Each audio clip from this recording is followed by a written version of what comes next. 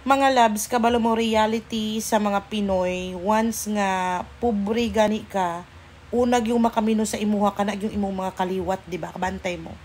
Pero, kung ikaw gani na kay kwarta, na kay connections, dato ka, kung baga, og inila ka, daghan ang makipagparinti nimo.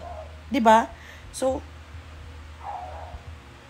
wala lang, lain kayo nahunaon nga supposed to be sa time sa imong kalisod, sa imong kaguol, sa imong ka-down, sa imong pagpanginabuhi, dapat untang imong pamilya ang muunong nimo.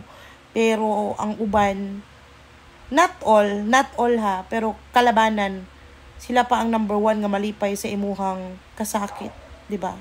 Munang sakit kay sa tong part nga maghuna-huna ta, sus ato pa manutang family, ato arag yung kadugo nganong ingana sila sa ato mo na nga dili na lang nato na i-mind kay once nga i-mind na nimo ingana nga situation mo sa mo ta kag kaguol. So accept the fact, accept the reality nga wa gyud kay laing masaligan imo harang kaugalingon.